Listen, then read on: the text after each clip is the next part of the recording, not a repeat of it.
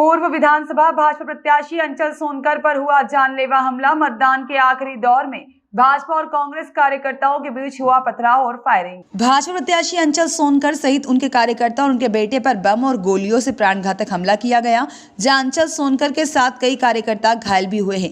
घटना के दौरान मौके पर हड़कंप की स्थिति निर्मित हो गई। घटना में भाजपा प्रत्याशी ने कांग्रेसी कार्यकर्ताओं पर हमला करने का आरोप लगाया है। बाकी मौके पर पहुंचे भाजपा नगर अध्यक्ष ने इस पूरी घटना का जिम्मेदार पुलिस प्रशासन को ठहराया है। सोनकर का कहना है कि हम बार बार पुलिस को खबर कर रहे थे कि कोई अप्रिय घटना हो सकती है, पर पुलिस ने हमारी बात पर ध्यान नहीं दिया, जिसके चलते कांग्रेसी कार्यकर्ताओं ने इस घटना को अंजाम दिया। जैसे ही सूचना मिली, मैं अपने यहाँ का मतदान 6 बजे संपन्न कराने के बाद चुनाव कार्यालय की तरफ जा रहा था और मुझे अध्यक्ष जी का फ़ोन आया और उन्होंने बताया कि इस तरह की घटना घटी है। तो स्वाभाविक है, हम सभी एक ही परिवार के सदस्य हैं, तो इस नाते मेरा आना बड़ा स्वाभाविक और सहज है।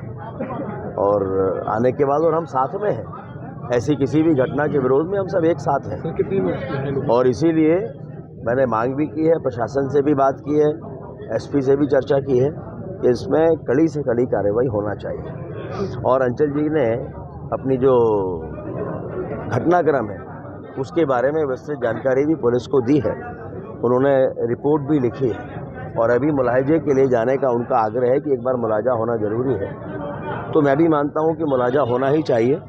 चोट है, किसी तरह का इन्फेक्शन वगैरह ना फैले, इसलिए मुलाहजा आवश्यक है। भाई साहब, कोई कार्यकर्ता क्या घायल भी है? अब मुझे बहुत जानकारियाँ नहीं है, मुझे उतनी ही जानकारियाँ हैं जितनी मौके पर पहुंचकर अभी मिली हैं, लेकिन जानकारी मैंने 2 कार्यकर्ताओं को यहाँ देखा है, एक ये घायल है। ऐसे ही एक कार्यकर्ता और है जिनको गोली पैर से रगड़ के निकली है, तो वो भी यहीं है, उनका भी पैर से खून बह रहा है।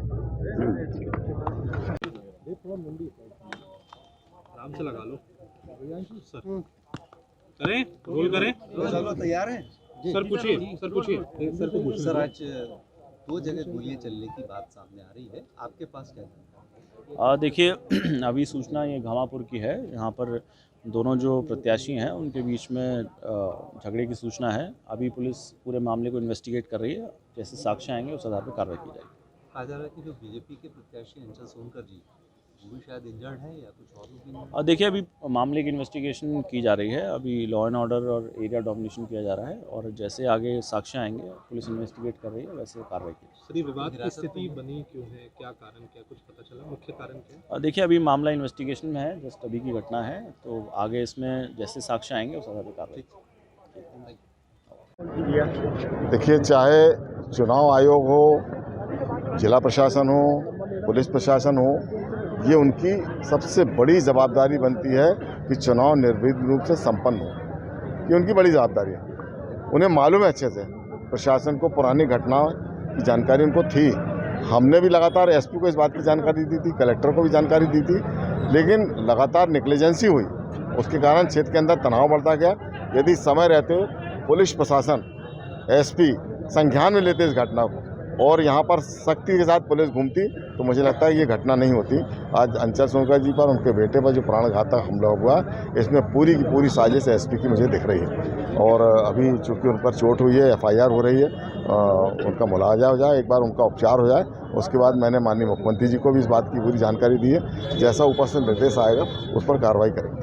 घटना की शुरुआत कहाँ से हुई?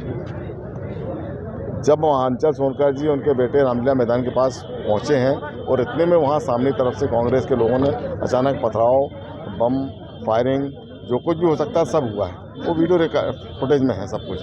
तो अचानक से ये नहीं हुआ है, ये सुबह से लगातार प्लानिंग चल रही थी और इसमें मुझे लगता है कि पूरा का पूरा संरक्षण पुलिस प्रशासन का रहा है। हम दोनों जने हैं। जी भाई साहब, क्या घटना हुई थी? घटना कुछ घटना नहीं थी। बाइक नहीं जी, कोई घटना नहीं घटी थी।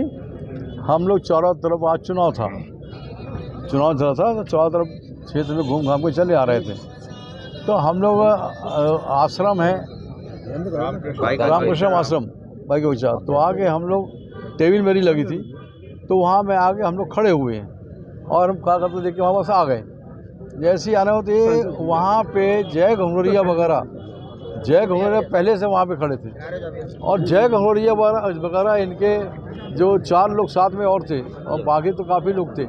इन्हें एकदम से बम चलाना चालू कर दिया। अब गोली चलाना चालू, फायरिंग की। एक गोली इसको लगी हमारे नरेंद्र को पैर में, और हमें भी पैर में उसका बम का वो लगा है छर्रा, और एक ये लगा है, ये देखो इनको भी ये लगा है, इनको भी लगा है।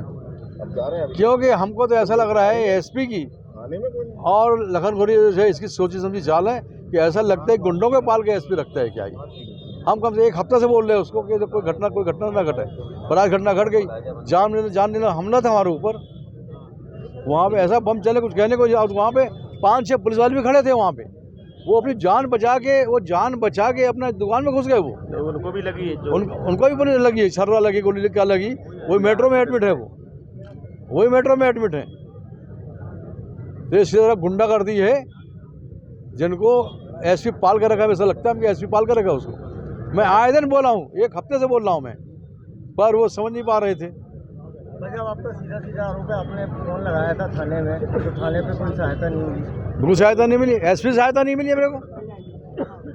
रोज एसपी, आज भी दिन में 4 बार बोला एसपी को, और नगराधीश भी बोले, और भी लोग बोले कि भैया देखो वहाँ ऐसा गंभीर 200-200 गाड़ियाँ चल रही हैं, और सब जबलपुर चढ़ रहा है गुंडे, जो 307 का 302 का जो खेत चल रहे, जिला बदल का, मीसा का, ऐसे क्रिमिनल के साथ में थे। अब क्रिमिनल के साथ क्रिमिनल नहीं रहेगा तो कौन रहेगा? आगे आप क्या कार्रवाई चाहते हैं? आगे कार्रवाई चाहते हैं हम। कार्रवाई तो होना चाहिए, 307 लगना चाहिए उनको ऊपर, मीसा लगना चाहिए उनको ऊपर। सौरभ निगम की रिपोर्ट।